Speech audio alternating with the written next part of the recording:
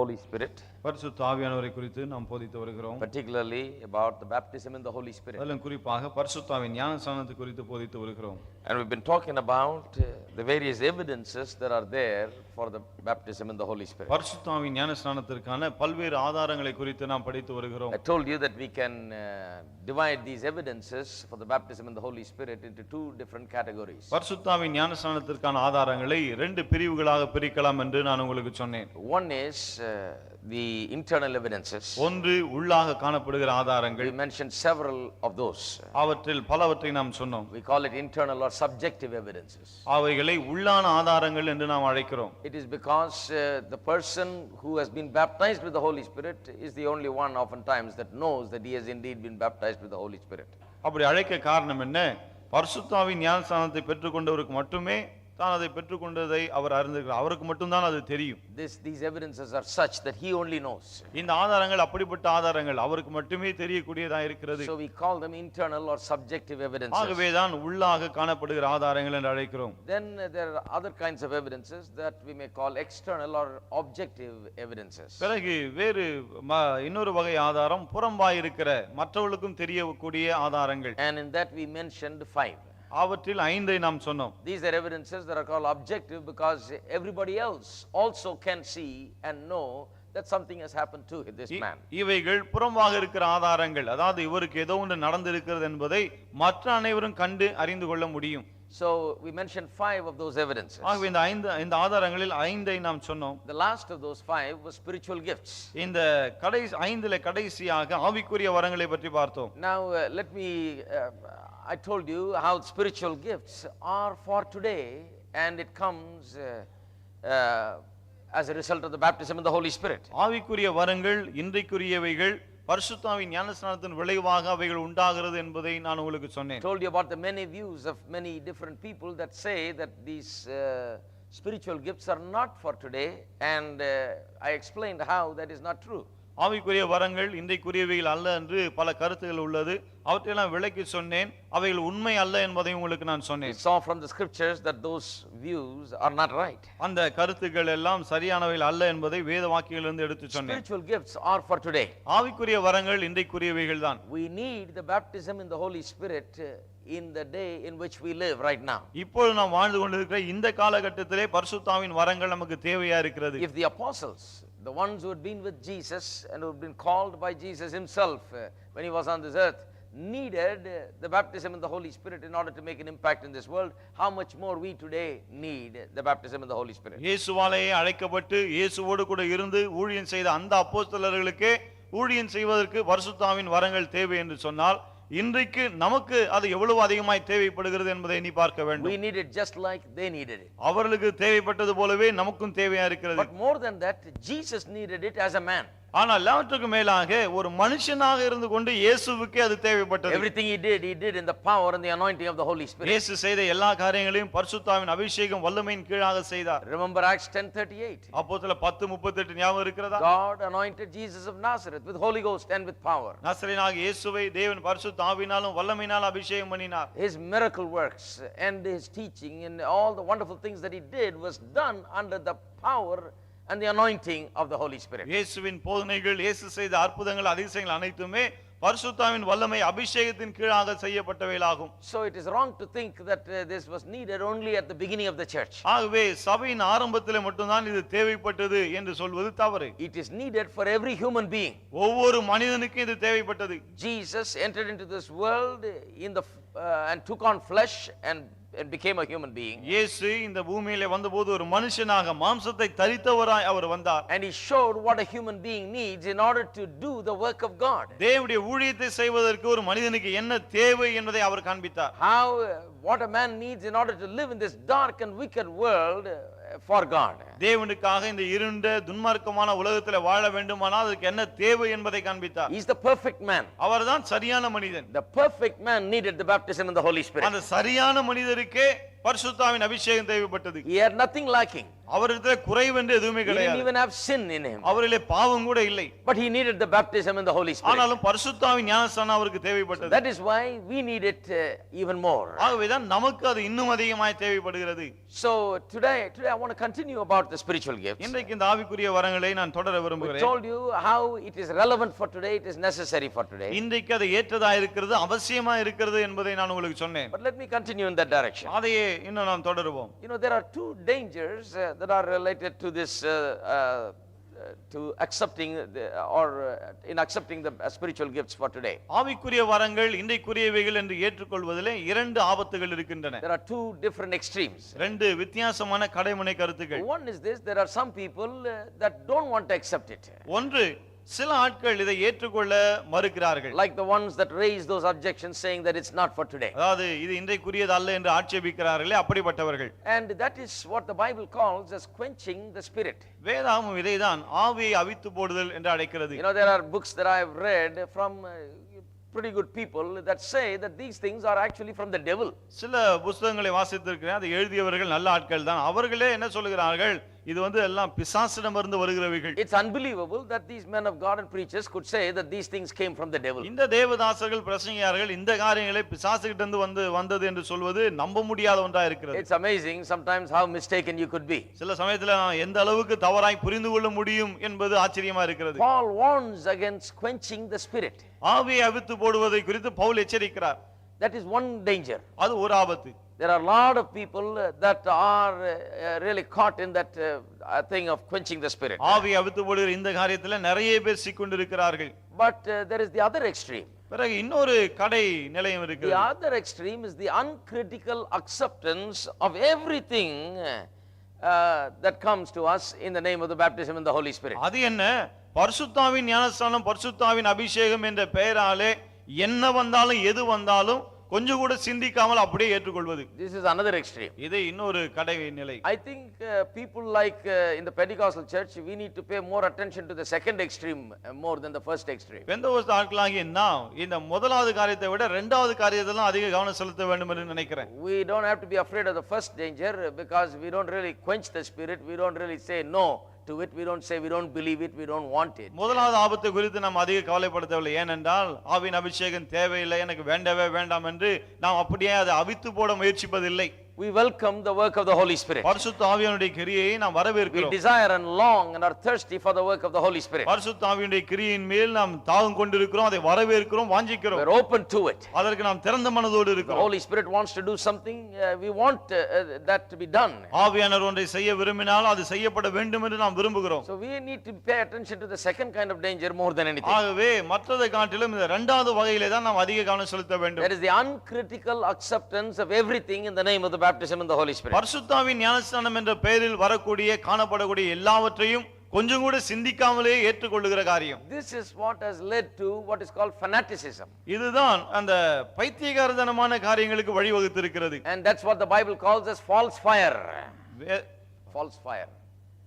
பொய்யான நெருப்பு. இதுதான் பொய்யான நெருப்பு, அக்கினி என்று In வேதம் the Old அழைக்கிறது. Testament times, many times, the fire of God descended upon the sacrifice, showing God's approval. பழைய ஏற்பாட்டை வாசிக்கும் போது பல சமயங்களிலே பலிகளின் மீது தேவனுடைய அக்கினி இறங்கி வந்தது. அது தேவன் அதை ஏற்றுக்கொண்டார் என்பதை காண்பித்தது. Sometimes false fires were created to create the impression that God is there and God is approving this. சில சமயத்திலே தேவன் இங்க இருக்கிறார், தேவன் அதை ஏற்றுக்கொள்கிறார் என்பதை காண்பிக்கும்படியாய் பொய்யான அக்கினியை அவர்கள் மூட்டி விடுவார்கள். Maybe some of those people that I've talked about, that I said, some men of God have said that the spiritual gifts are from the devil and all that, they have seen some of this fanaticism and false fire, and that is what has caused them to call it as something that is from the devil. அதாவது இந்த ஆவிக்குரிய வரங்கள் எல்லாம் பிசாசிடமிருந்து வந்தவைகள் வருகிறவைகள் என்று சொல்கிறார்களே, அந்த ஆட்கள் இப்படி இந்த பொய்யான அக்கினியை ஒருவேளை கண்டிருக்கலாம், அதன் விளைவாக அவர்கள் இதெல்லாம் பிசாசுகிட்ட இருந்து வருகிறது என்று சொல்லி இருக்கலாம். And I can't think of anything else because they are such good people and they are so wonderful as Bible teachers and so on. அந்த ஆட்கள் எல்லாம் மிகவும் நல்லவர்கள், வேதத்தை அற்புதமாய் போதிக்கக்கூடியவர்கள். அவர்களே அவ்வாறு சொல்லுகிறார்கள் என்பதற்கு என்னால வேறு எந்த காரணமும் கண்டுபிடிக்க The முடியவில்லை. only reason is that they have seen some things that are wrong, அதாவது சில தவறான காரியங்களை அவர்கள் கண்டிருக்க கூடும். but they don't they don't know that there is a right also. ஆனால் சரியான காரியமும் அதிலே அடங்கி இருக்கிறது என்பதை அறியாது So let's இருக்கிறார்கள். talk about this. ஆகவே இதை பற்றி நாம் பேசுவோம். This thing about the uncritical acceptance of everything in the name of the baptism in the Holy Spirit. பரிசுத்தாவின் ஞானஸ்நானம் என்ற பெயரினாலே எந்த கொஞ்சம் கூட முன்ன பின்ன சிந்திக்காமல் எல்லாவற்றையும் அப்படியே ஏற்றுக்கொள்கிறது. That's a terrible danger that is very relevant for us today. அது மிகவும் பயங்கரமான ஒரு ஆபத்து, இன்றைக்கு நமக்கு ஏற்ற ஒரு காரியமும் கூட. Today when you look at the church, the Christian church, the Pentecostal side of it, you sometimes think that it's going from bad to worse sometimes. இன்றைக்கு பெந்தெகோஸ்தே திருச்சபையை பார்க்கும்போது நமக்கு என்ன தோன்றுகிறது? மோசமான நிலைமையிலிருந்து கடும் மோசமான நிலைமைக்கு போய் கொண்டிருக்கிறது. I say that not to just be critical, but it's the fact. அதாவது குறை சொல்லும்படி அப்படி சொல்லல, அதான் உண்மையே. You know, sometimes you wonder what is happening. நமக்கே ஆச்சரியமா இருக்கு, என்ன நடக்குதுன்னு தெரியல. Because anything and everything is acceptable. ஏன்னா எதை வேண்டுமானாலும் ஏற்றுக்கொள்கிறார்கள். You know, anything goes. எது வேணாலும் எல்லாம் செல்லுது. You know, there are some religions in the world where they don't have a Bible like we do. உலகத்தின் சில மதங்களிலே நமக்கு இருக்குது போல வேத வாக்கியங்கள் கிடையாது. So everything goes with them. ஆகவே அவர்கள் எல்லாவற்றையும் ஏற்றுக்கொள்கிறார்கள். All of a sudden can a man rise up among them and claim to be from God. திடீரென்று அவள் மத்தியிலே யாராவது ஒரு ஆள் எழும்பி நான் கடவுளிடத்திலிருந்து வந்தேன் என்று சொல்லுவான். And he can do all kinds of wonderful things. அவன் பல அதிசயமான காரியங்களை எல்லாம் செய்வான். Immediately he will have some followers. உடனடியாக அவன் பின்னால ஒரு கூட்டம் போய்டும். And another man will rise up somewhere else. வேற எங்கயாவது இன்னொரு ஆள் எழும்புவான். And he will claim to do this and that. அவன் இதையும் அதையும் செய்கிறேன் என்று சொல்லுவான். The same people will go after him also. இதே ஆட்கள் அவன் பின்னாலயும் போவாங்க. They will worship him. அவனை They will ஆராதிப்பார்கள். call him as God. அவனையே கடவுள் என்று அழைப்பார்கள். Now there are religions in the world like that. உலகத்தில் இப்படிப்பட்ட மதங்கள் இருக்கத்தான் செய்கிறது. Very devout people. அதான் அவ்வளவு பக்தியுள்ள ஆட்கள் தான். Good people. நல்ல ஆட்கள். God searching people. கடவுளை தேடி அலைகிற ஆட்கள்.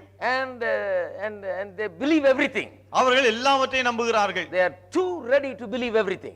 எதை சொன்னாலும் நம்புவதற்கு மிகவும் ஆயத்தமா இருக்கிறார்கள். This you find among various religions because they don't have a set doctrine or set teaching. பல்வேறு மதங்களிலே இப்படிப்பட்ட ஆட்களை நீங்கள் பார்க்கலாம். ஏனென்றால் அவர்களுக்கு என்று குறிப்பிட்ட போதனைகளோ உபதேசங்களோ கிடையாது. But I am surprised to find that in the Christian church sometimes. ஆனா இப்படிப்பட்ட காரியத்தை கிறிஸ்தவ சபையிலும் பார்க்கும்போது ரொம்ப ஆச்சரியமா இருக்கு. That Christian church has become such today in many circles that anything goes. அநேக இடங்களிலே கிறிஸ்தவ திருச்சபை இப்படிதான் இருக்கிறது, என்ன செய்தாலும் ஏற்றுக்கொள்கிறார்கள். Anything must be accepted because you don't want to quench the spirit, they say. எதை வேணாலும் ஏற்றுக்கொள்ள வேண்டும் என்று சொல்றாங்க. ஏன்னா ஆவியை அவித்து போடக்கூடாது. Any and every kind of manifestation that looks good, that feels good, that someone says is right, they think. யாராவது இது சரி என்று சொன்னால் அல்லது பார்க்க நன்றா இருந்தால் அல்லது உணர்ச்சிக்கு நன்றா இருந்தால் உடனே அதை சரி என்று ஏற்றுக்கொள்கிறார்கள். And if you are at any time critical of these things or question any of these things, question the validity of these things, then you are not a child of God. அல்லது நீங்கள் நடக்கிற இந்த காரியம் சரியானதுதானா என்று நீங்கள் கேள்வி கேட்க ஆரம்பித்தால் நீங்கள் தேவனுடைய பிள்ளையே இல்லை என்று சொல்லி விடுகிறார்கள். Now why does the Bible say that we should not uncritically accept everything? ஏன் எல்லாவற்றையும் கொஞ்சம் கூட குறை சொல்லாமல் கேள்வி கேட்காமல் ஏற்றுக்கொள்ள கூடாது என்று வேதம் சொல்கிறது? Now why shouldn't we accept everything uncritically? ஏன் எல்லாவற்றையும் நான் குறை சொல்லாமல் கேள்வி கேட்காமல் ஏற்றுக்கொள்ள கூடாது? Let me give you some reasons. சில காரணங்களை The கொடுக்கிறேன். very first reason is that the Bible says that we must never uncritically accept everything. முதல் காரணமே வேதம் கொடுக்கிற காரணம். வேதமே சொல்லுகிறது எதையும் நாம் சிந்திக்காமல் ஏற்றுக்கொள்ள கூடாது என்று. Turn with me to the Bible. வேதாகமத்துக்கு திருப்புவோம். Chapter 1 John chapter 4. 1 யோவான் 4ஆம் அதிகாரம். Says, Beloved, do not believe every spirit, but test the spirits whether they are of God, because many false prophets have gone out into the world. பிரியமானவர்களே, உலகத்தில் அநேக கள்ள தீர்க்கதரிசிகள் தோன்றி இருப்பதனால் நீங்கள் எல்லா ஆவிகளையும் நம்பாமல் அந்த ஆவிகள் தேவனால் உண்டானவைகளோ என்று சோதித்தறியுங்கள். Very clear. John gives the instruction here. யோவான் மிக தெளிவாக இங்கே அறிவுறுத்துகிறார். Don't believe every spirit, எல்லா ஆவியையும் நம்ப வேண்டாம். but test the spirits ஆவிகளை நம்புங்கள், சோதித்தறியுங்கள் whether they are of God, அவர்கள் தேவனிடத்திலிருந்து வந்திருக்கின்றனவா? because many false prophets have gone out into the world. ஏனென்றால் அநேக கள்ள தீர்க்கதரிசிகள் உலகத்திலே தோன்றி இருக்கிறார்கள். You see, in the world today, you not only have the good kind of people, the preachers of the gospel and the men of God. உலகத்தில் இன்றைக்கு தேவனுடைய வசனத்தை போதிக்கக்கூடிய பிரசங்கியார்கள், தேவதாசர்கள் தோன்றி இருப்பது மட்டுமல்ல, but there are false also. அதாவது கள்ள போதகர்களும் அநேகர் இருக்கிறார்கள். Just like there are many good believers as well as false believers. எப்படி நல்ல விசுவாசிகள் இருக்கும்போது சில விசுவாசிகள் அல்லாத ஆட்கள் இருக்காங்க இல்லையா, விசுவாசிகளை போல, அது போலதான். The Bible actually teaches that in the church worldwide, in the universal church, there is the wheat and the tares. There are the real believers and the ones that are not. வேதம் இப்படியும் போதிக்கிறது, உலகளாவிய சபையிலே கோதுமையும் இருக்கும் கலையும் இருக்கும், விசுவாசிகள் இருப்பார்கள், விசுவாசிகளா இல்லாத ஆட்களும் இருப்பார்கள். Somehow these people find a place into the church, the setup called the church. எப்படி இந்த ஆட்கள் சபைக்குள்ளாக காணப்படுகிறார்கள். Paul warned the elders of the church, saying that the false people get into the church in the guise of a sheep. ஆட்டுத்தோலை போர்த்துக்கொண்டு சபையிலே மக்கள் நுழைவார்கள் என்று எபேசு மூப்பர்களை Pavul எச்சரிக்கிறார். And they are there to tear up the sheep. அவர்கள் மந்தையை பட்சிக்கும்படியா இருக்கிறார்கள். Destroy the flock of God. தேவனுடைய மந்தையை அழித்து போடும்படி இருக்கிறார்கள். So he tells the elders, he says, take care of the flock of God. ஆகவே தான் மூப்பர்களை பார்த்து சொல்றார், தேவனுடைய மந்தையை பாதுகாத்துக் கொள்ளுங்கள். How do you take care? எப்படி பாதுகாத்துக் கொள்வது? You can't go with them to their house and eat with them and be with them and take care of them all the time. அவங்க வீட்டுக்கு போய்ட்டு அவங்களோட சாப்பிட்டுட்டு அவங்களோட படுத்துட்டு அந்த மாதிரி எல்லா நேரத்தையும் பாதுகாத்துக் கொள்ள முடியாது. We can't take care of believers like that. விசுவாசிகளை இப்படி நாம் பாதுகாக்க முடியாது. He says, take care. அவர் சொல்ல பாதுகாத்துக் கொள்ளுங்கள். How to take care? எப்படி பாதுகாப்பது? To take care means to teach them so that they will know right from wrong. பாதுகாத்து கவனியுங்கள் என்று சொன்னால் எது சரி எது தவறு என்பதை அறிந்து கொள்ளுகிற விதத்தில் அவர்களுக்கு கற்றுக் கொடுங்கள். Teach them so that they will recognize what is right and what is wrong. எது சரி எது தவறு என்று அவர்களே அறிந்து உணர்ந்து கொள்ளுகிற விதத்தில் அவர்களுக்கு போதியுங்கள். Turn with me to Acts chapter 20. அப்போஸ்தலர் 20ஆம் அதிகாரம் திருப்போம். There you read him giving that instruction to the elders in Ephesus. எபேசு மூப்பர்களுக்கு அவர் அறிவுரைகளை சொல்லுவதை நாம் இங்கே பார்க்கிறோம். He says in verse 28. 28ஆம் வசனத்தை பார்ப்போம். He says, therefore take heed to yourselves and to all the flock among which the Holy Spirit has made you overseers. ஆகையால் உங்களை குறித்தும் தேவன் தம்முடைய சுயரத்தத்தினாலே சம்பாதித்துக்கொண்ட தம்முடைய சபையை மேய்ப்பதற்கு பரிசுத்த ஆவி உங்களை கண்காணிகளாக வைத்த மந்தை முழுவதை குறித்து எச்சரிக்கையாக இருங்கள். Of yourself and the flock which the Holy Spirit has made you overseers, to shepherd the church of God which he purchased with his own blood. உங்களை குறித்தும் தேவன் தம்முடைய சுயரத்தத்தினாலே சம்பாதித்துக் கொண்ட தமது சபையை மேய்ப்பதற்கு பரிசுத்த ஆவி உங்களை கண்காணிகளாக வைத்த மந்தை முழுவதையும் குறித்து எச்சரிக்கையாக இருங்கள். For I know this, that after my departure savage wolves will come in among you, not sparing the flock. நான் போன பின்பு மந்தையை தப்ப விடாத கொடிதான ஓநாய்கள் உங்களுக்குள்ளே வரும். And from among yourselves men will rise up speaking perverse things to draw away the disciples after themselves. உங்களில் சிலர் எழும்பி சீஷர்களை தங்களிடத்தில் இழுத்துக் கொள்ளும்படி மாறுபாடானவர்களை போதிப்பார்கள் என்று அறிந்திருக்கிறேன். Therefore watch and remember that for 3 years I did not cease to warn everyone night and day with tears. ஆனபடியால் நான் 3 வருஷ காலமாய் இரவும் பகலும் கண்ணீரோடு இடைவிடாமல் அவனவனுக்கு புத்தி சொல்லிக் கொண்டு வந்ததை நினைத்து விழித்திருங்கள். So now brethren, I commend you to God and to the word of his grace, which is able to build you up and give you an inheritance among all those who are sanctified. இப்போது சகோதரரே, நீங்கள் பக்தி விருத்தி அடையவும் பரிசுத்தமாக்கப்பட்ட அனைவருக்குள்ளும் உங்களுக்கு சுதந்திரத்தை கொடுக்கவும் வல்லவராய் இருக்கிற தேவனுக்கும் அவருடைய கிருபையுள்ள வசனத்துக்கு உங்களை ஒப்பு கொடுக்கிறேன். Paul is very concerned here. Pavul இங்கே மிகவும் கரிசனையோடு இருக்கிறார். Tells the elders, watch, take care of the flock. மூப்பர்களை பார்த்து சொல்லுகிறார், விழித்திருங்கள், மந்தையை கவனமாய் பார்த்துக் கொள்ளுங்கள். The best way to take care of the flock is to make them very knowledgeable concerning the things of God. மந்தையை சிறந்த விதத்தில் எப்படி பாதுகாப்பது, தேவனுடைய காரியங்களை குறித்து அவர்களுக்கு நன்றாய் போதித்திருக்க வேண்டும். So that they will know what is wrong and what is right. அப்பொழுது எது சரி எது தவறு என்பதை அவர்கள் அறிந்திருப்பார்கள். The flock is very precious because they've been purchased with God's own blood. மந்தை விலையேறப்பட்டது ஏனென்றால் தேவனுடைய விலையேறப்பட்ட இரத்தத்தினாலே அது வாங்கப்பட்டது. And the pastor must teach and preach with great responsibility day in and day out, because he has not appointed himself there. The Holy Spirit has made him the shepherd of that flock. போதகர் அவர்களுக்கு இரவும் பகலும் மிகுந்த கவனமாய் போதிக்க வேண்டும். ஏனென்றால் அவர் தன்னைத்தானே போதகனாய் நியமித்துக் கொள்ளவில்லை, பெரிய மேய்ப்பன் அவரை அங்கே நியமித்து இருக்கிறார். He is in charge. Our பொறுப்பாளியா He is இருக்கிறார். responsible. அவர்தான் பொறுப்பு. He is to train them and make them aware of these things that are around them. அவர்தான் அவர்களுக்கு கற்றுக் கொடுத்து அவர்களை சுற்றிலும் இருக்கிற ஆபத்துகளை குறித்து அவர்களுக்கு எச்சரித்து வழிநடத்த He வேண்டும். says, as soon as I leave, there will be men coming in. அவர் சொல்லுகிறார், நான் போன உடனே ஆட்கள் வருவார்கள். You know, Paul was a very strong personality. Pavul மிகுந்த உறுதியான தன்மை கொண்டவர். That is why they never came when Paul was there. அவதான் பவுல் இருந்தபோது வரல அவங்க.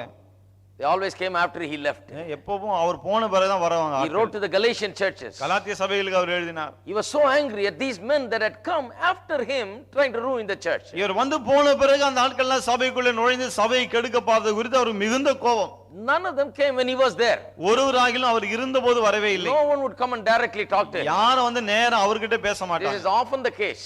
எப்பவுமே இப்படிதான் நடக்குது பாருங்க. You know, they always come behind you. எப்போதுமே உங்க பின்னால தான் வருவாங்க. So he says, after I leave, they will come. அவதான் சொல்ல நான் போன பிறகு அவர்கள் வருவார்கள். After I leave, they feel free to come because I'm not there. நான் போன பிறகு ரொம்ப அவங்களுக்கு ஃப்ரீயா இருக்கும். ஏன்னா நான் இல்லையே.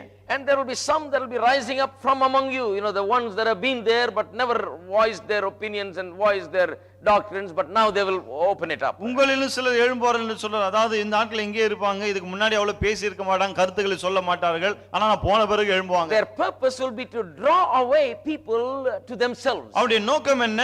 தங்களிடத்திலே மக்களை இழுத்துக் கொள்ள வேண்டும். அதுதான் one of the chief characteristics of the false prophets is that they try to build themselves. கள்ள தீர்க்கதரிசனத்திலே காணப்படுகிற ஒரு பிரதானமான காரியம் என்ன?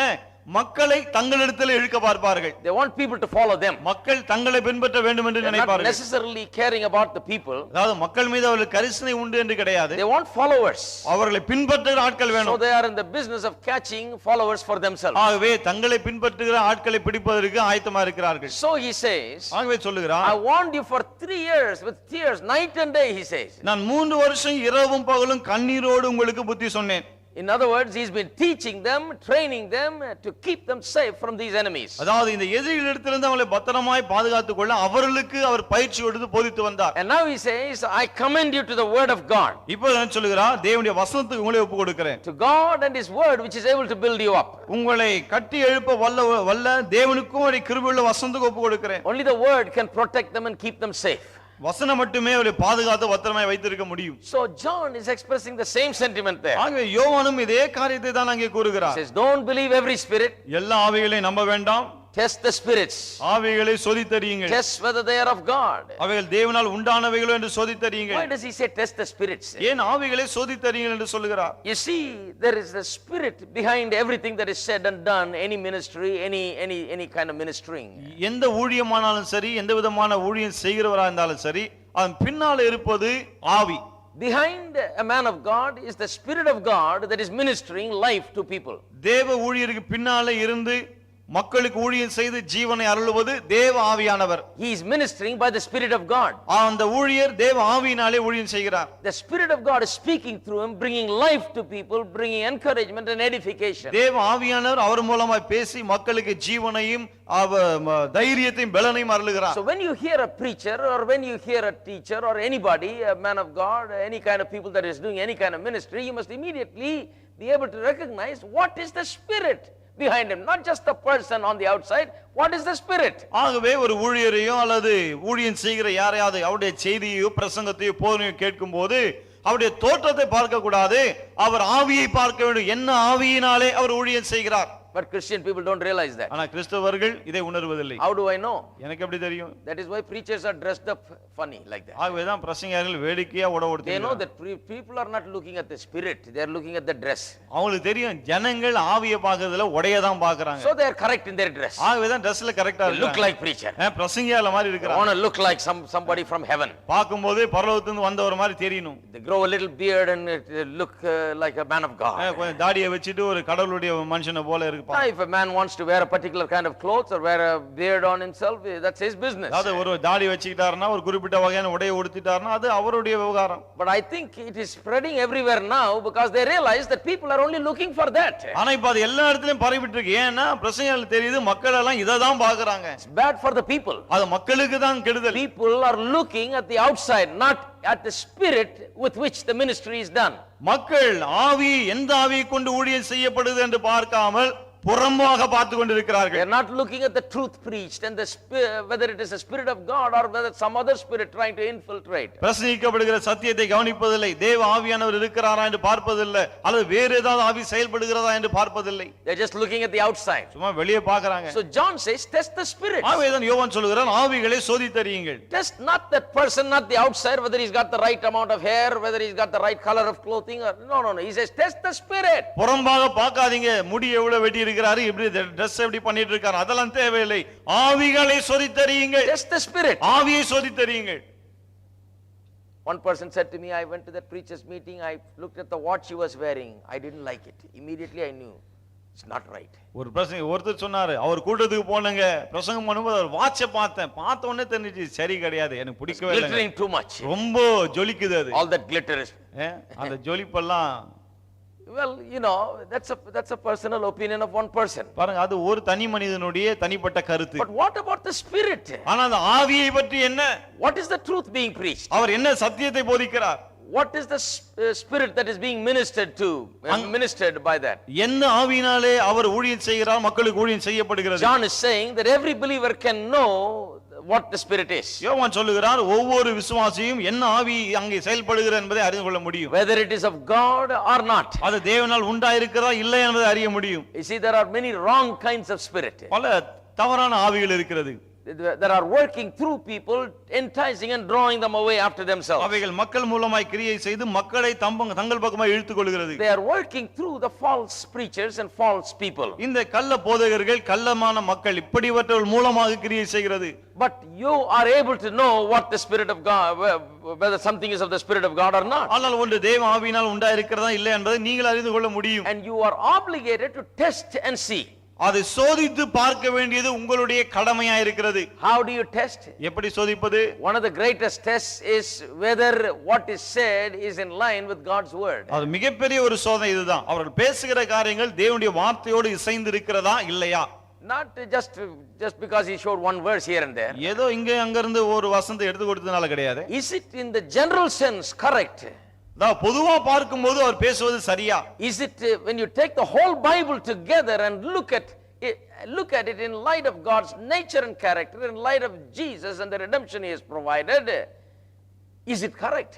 தேவன், அவருடைய குணாதிசயம், இயேசுவானவர், அவர் ஏற்படுத்திய மீட்பு, பிறகு வேதத்துல பொதுவான சத்தியங்கள், இவற்றின் அடிப்படையில் வைத்து பார்க்கும்போது அவர் பேசுவது சரியா? In the light of the entire scriptures, is it correct? வேத வாக்கியங்கள் எல்லாவற்றையும் வைத்து அதன் வெளிச்சத்திலே அவர் பேசுவதை வைத்து பார்த்தால் அது சரியா இருக்கிறதா? Remember, I said it's not just that he gave a few proof scriptures. இது ஞாபகம் வச்சுங்க, ஏதோ ஆதாரத்துக்கு சில வசனங்களை கொடுத்ததனால சரின்னு கிடையாது. No, கிடையாது. Is it right generally? பொதுவாக வைத்து பார்த்தால் சரியா? Is it right when you consider the entire scriptures? வேத வாக்கியங்கள் எல்லாவற்றையும் வைத்து பார்க்கும்போது அவர் பேசுவது சரியா? So when a person is telling you something, ஆகவே ஒருவர் உங்ககிட்ட ஏதாவது சொன்னா, telling you something that he calls it a truth, அவர் அது ஒருவேளை சத்தியம் என்று அழைக்கலாம். You must see whether it is true and it is the truth according to the scripture that he is talking about. அவர் சொல்லுது உண்மைதானா, வேத வாக்கியங்களின்படி அது சத்தியம்தானா என்பதை நீங்க தான் பார்க்கணும். That particular scripture, அந்த குறிப்பிட்ட வசனம் that he is referring to, அவர் சொல்லுகிற வசனம். Then you must consider the book. பிறகு அந்த புத்தகத்தையே கவனத்தில் எடுத்துக்கொள்ள வேண்டும். Whether it is correct according to the whole epistle. அந்த முழு நிருபத்தை வாசித்து பார்க்கும்போது அந்த வசனத்தை பற்றி அவர் சொல்லுகிறாரா, அது சரியா? Whether it is right in the right New Testament sense. அல்லது புதிய ஏற்பாட்டின் அடிப்படையில் அவர் சொல்வதை பார்த்தால் அது சரியா?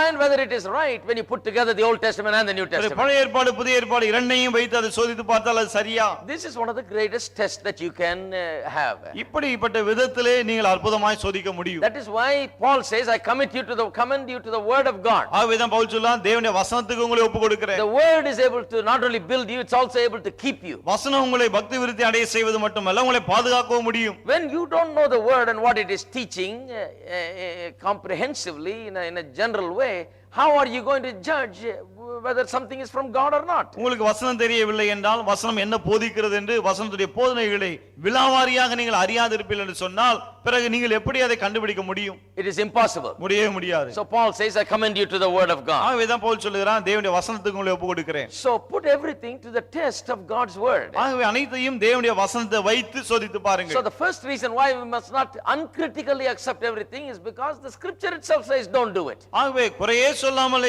ஏன் நாம் ஏற்றுக்கொள்ள கூடாது என்பதற்கு முதல் காரணம், அப்படி ஏற்றுக்கொள்ள கூடாது என்று வேத வாக்கியங்களே சொல்லுகிறது. தவறு ஏதும் இருக்கிறதா என்று கண்டு அறியாமல் எதையும் எல்லாவற்றையும் ஏற்றுக்கொள்வது தவறு என்று வேதம் கூறுகிறது. அதனால தான் ஏற்றுக்கொள்ள கூடாது. தவறு ஏதாவது இருக்குதான்னு பார்க்கணும். Turn with me to 1 Thessalonians. 1 தெசலோனிக்கேயருக்கு திருப்போம். 1 Thessalonians chapter 5. 1 தெசலோனிக்கேயர் 5ஆம் அதிகாரம். Let me read to you from verse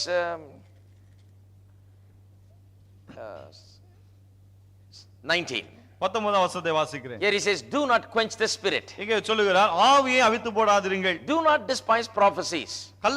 தீர்க்கதரிசனங்களை அற்பமாய் எண்ணாதிருங்கள். Test all things, hold fast what is good. எல்லாவற்றையும் சோதித்து பார்த்து நலமானதை பற்றிக் கொள்ளுங்கள். Abstain from every form of evil. பொல்லாங்காய் தோன்றுகிற எல்லாவற்றையும் விட்டு விலகுங்கள். Now this is the perfect approach. இதுதான் சரியான ஒரு அணுகுமுறை. You see, a lot of people are either on the one side or the other. நிறைய மக்கள் ஏதாவது ஒரு பக்கத்துல தான் இருக்காங்க. They are verse 19 and 20 people, some of them are. சில ஆட்கள் 19 20 வசனத்துல இருக்கிறவங்க. They say, do not quench the spirit, don't despise prophesying. ஆவியை அவித்து போடாதிருங்கள், தீர்க்கதரிசனங்களை அற்பமாய் எண்ணாதிருங்கள்ன்றாங்க. And then there is the other group that is only in verse 21 சில and 22. இன்னொரு கூட்டம் இருக்கு 21 22ல மட்டும் இருப்பாங்க. And they even go further than that. அதுக்கு மிஞ்சி போய்டுவாங்க அவங்க. They not only test, they always find fault with everything. அவங்க சோதித்து பார்க்கிறது மட்டும் இல்ல, எல்லாத்துலயும் குறையும் கண்டுபிடிச்சிட்டு இருப்பாங்க. They not only suspect everything, they find fault with everything, they reject everything. எல்லாவற்றையும் சந்தேகிப்பது மட்டுமல்ல, அத குறை கண்டுபிடிச்சு அதை நிராகரிக்கவும் செய்வார்கள். But there is a perfect balance between the two. ஆனா ரெண்டுத்துக்கும் இடையே ஒரு நடுநிலை இருக்கிறது. Paul puts it well. Pavul அதை ரொம்ப நல்லா சொல்றாரு. Don't quench the spirit. ஆவியை அவித்து போடாதிருங்கள். Don't despise prophecy. தீர்க்கதரிசனங்களை அற்பமாய் எண்ணாதிருங்கள். You see, he says, don't say no to prophecy. அவர் சொல்றார், தீர்க்கதரிசனங்களை வேண்டாம்னு சொல்லாதீங்க. And don't say I don't believe in prophecy. நான் தீர்க்கதரிசனங்களை நம்புறது இல்லன்னு சொல்லாதீங்க. That is not our position. நம்முடைய நிலை அதுவல்ல. We don't say we don't believe in prophecy. தீர்க்கதரிசனங்களை நம்புறதே இல்ல நாம சொல்வதில்லை. No, we say we don't believe in every prophecy and any prophecy. எந்த தீர்க்கதரிசனத்தையும் அல்லது எல்லா தீர்க்கதரிசனத்தையும் நாம நம்புவது கிடையாது. One of the best examples I can tell you is the example of a preacher that came and preached here. அதுக்கு ஒரு சிறந்த உதாரணம் சொல்வேன். இங்க வந்து ஒரு பிரசங்கியார் பிரசங்கம் பண்ணாரு. He was a pastor of a small church. ஒரு சின்ன சபையினுடைய போதகர் அவர். That church has been there for many years but never did much good. அந்த சபை பல வருடங்களா இருந்தாலும் அவ்வளவு ஒண்ணும் தழைத்து ஓங்கவில்லை. They will get one pastor after the other. ஒரு பாஸ்டருக்கு மேல ஒரு பாஸ்டர் வந்துட்டும் போயிட்டு இருப்பாங்க. And the reason why the pastors came and went as quick as they came was there was two people there that was chasing the pastors. அந்த pastor ஏன் வந்த வேகத்துல திரும்ப போனாங்கன்னா ரெண்டு ஆட்கள் அங்க உட்கார்ந்துட்டு வர பாஸ்டர்லாம் துரத்திட்டு இருந்தாங்க. How were they chasing? எப்படி துரத்திட்டு இருந்தாங்க? They were not chasing with a gun, they were chasing with prophecies. துப்பாக்கி வச்சு துரத்திட்டு இல்ல, தீர்க்கதரிசனங்களை வச்சு துரத்திட்டு இருந்தாங்க. They were the church's prophets. அவங்க தான் அந்த சபையின் தீர்க்கதரிசிகள். So if they didn't like a preacher, they'll prophesy against him. ஒரு பிரசங்கியாரை பிடிக்கலன்னா அவருக்கு எதிரா தீர்க்கதரிசனம் சொல்வாங்க. They will say, thus says the Lord, and this is it, and this man is no good, and send him out. கர்த்தர் உரைக்கிறதாவது, இந்த மனுஷன் நல்லவனே கிடையாது, வெளியே அனுப்புங்கன்னு சொல்றாரு. Not so bluntly, but in so many words, so many times I know. ஆகவே நீங்க இப்ப தீர்க்கதரிசனம் சொல்லலாம். From the next week those two people stopped prophesying. அடுத்த வாரத்துல இருந்து ரெண்டு பேரும் தீர்க்கதரிசனம் சொல்றதே நிறுத்திட்டாங்க. Now what I'm saying is, if they are real true prophets, why not they prophesy? நான் என்ன கேக்குறேன்னா, அவங்க உண்மையாலுமே நிஜமாலுமே தீர்க்கதரிசனங்களா இருந்தா ஏன் அதை தொடர்ந்து சொல்லிருக்க கூடாது? Why not they prophesy? ஏன் தொடர்ந்து சொல்லிருக்க கூடாது? Why can't they continue? Because the preacher is going to agree to it and he is going to approve it. பாருங்க, அவங்க தீர்க்கதரிசனம் சொன்னா பிரசங்கர் ஏற்றுக்கொள்ள போகிறார், ஒத்துக்கொள்ள போகிறார். அப்படி இருந்தா ஏன் சொல்லிருக்க கூடாது? You see, it is because they are doing it falsely as they liked and in a fleshly manner. That is why they had to stop. இது காரணம் என்னன்னா, அவங்க இஷ்டத்துக்கு மாம்சத்திலிருந்து அவங்க விருப்பப்படி பேசினாங்க, அதனால தான் நிறுத்திட்டாங்க. Until that time, this Pentecostal church had these two people prophesy and everybody just opened their mouth and gobbled up everything they said. அது வரையிலே அந்த பெந்தெகோஸ்தே சபையில இவங்க ரெண்டு பேர் தீர்க்கதரிசனம் சொல்ல, மற்ற மக்கள் எல்லாரும் வாயை திறந்து கேள்வியே கேட்காம எல்லாத்தையும் விழுங்க, இப்படி தான் போயிட்டு இருந்தது. But the Bible clearly says in 1 Corinthians 14 also. ஆனா 1 கொரிந்தியர் 14ஆம் அதிகாரத்திலும் வேதம் மிக தெளிவாய் சொல்லுகிறது. Turn with me. திருப்போம். Where Paul is teaching about prophecy. அங்கே தீர்க்கதரிசனத்தை குறித்து பவுல் போதிக்கிறார். Now in verse 31. 31ஆம் வசனம். Or verse 29. 29. Let 2 or 3 prophets speak and let others judge. தீர்க்கதரிசிகள் 2 பேராவது 3 பேராவது பேசலாம், மற்றவர்கள் நிதானிக்க கடவர்கள். Seems like a lot of people haven't read that at all. நிறைய பேர் இந்த வசனத்தை வாசித்த மாதிரி தெரியல. Bible says so. வேதம் அப்படி சொல்லுகிறது. Let 2 or 3 prophesy. 2-3 பேர் தீர்க்கதரிசனம் சொல்லட்டும். What is the others supposed to do? மற்றவங்க என்ன பண்ணணும்? Others are not supposed to say, oh, just say it to me, give it to me, I'll just take everything you say. நீங்க சொன்னா போதும், எல்லாத்தையும் நான் எடுத்துக்கறேன்னு சொல்லிட்டு இல்லங்க. And they are not also supposed to say, no, I won't receive it, I don't believe in prophecy. அப்படி சொல்லாம இருப்பது மட்டுமல்ல, நீங்க சொல்லுது எல்லாத்தையும் நான் ஏத்துக்கறேங்க, மன்னிக்கோ, நீங்க சொல்லுத நான் நம்பவே மாட்டேன், எதையுமே நம்ப மாட்டேன், தீர்க்கதரிசனத்தை நான் நம்புறது இல்லன்னு நினைக்க கூடாது. Let 2 or 3 prophesy. 2-3 பேர் தீர்க்கதரிசனம் சொல்லட்டும். Let others judge, he says. மற்றவர்கள் நிதானிக்க கடவர்கள் என்றார். That means every person that hears a prophecy is obligated to judge. அப்படியானால் தீர்க்கதரிசனங்களை கேட்கிற ஒவ்வொருவரும் நிதானிக்க கடமைப்பட்டிருக்கிறார்கள். You know, so many people, you know, have come to me and said this. நிறைய பேர் என்கிட்டயே வந்து சொல்லியிருக்காங்க. So and so prophesied, I did according to that, and now it's a failure. இவர் தீர்க்கதரிசனம் சொன்னாருங்க, அதன்படி நான் செஞ்சேன், இப்போ தோல்வி கண்டிருக்கேன். So what do you want me to do? இப்ப நான் என்ன பண்றது? I'm not responsible for that. அதுக்கு நான் பொறுப்பாளி அல்ல. Your problem. அது உங்களுடைய பிரச்சனை. You should have read the Bible. நீங்க வேதத்தை வாசித்து இருக்கணும். When you hear a prophecy, you are supposed to judge. ஒரு தீர்க்கதரிசனத்தை கேட்கும்போது நீங்க நிதானிக்கணும். You will know whether it is correct or not. உங்களுக்கே தெரியாது சரியா இல்லையான்னு. You will know whether to believe it or take it, and in what way to take it. அத நம்புறதா அல்லது எடுத்துக்கொள்ளுதா, எடுத்துக்கிட்டா எந்த விதத்துல எடுத்துக்கொள்ளுது உங்களுக்கே தெரியணும். அதெல்லாம் You know, you will know it. உங்களுக்கு தெரியும். You can't just do something because a prophet said so. ஏதோ ஒரு தீர்க்கதரிசி சொல்லிட்டாரேன்னு ஒன்னத போய் செஞ்சிர முடியாது. Because the Spirit of God today is not just in the prophet, but he is also in you. ஏனென்றால் தேவ ஆவியானவர் இன்றைக்கு தீர்க்கதரிசிக்குள்ளே மட்டுமல்ல உங்களுக்குள்ளும் இருக்கிறார்.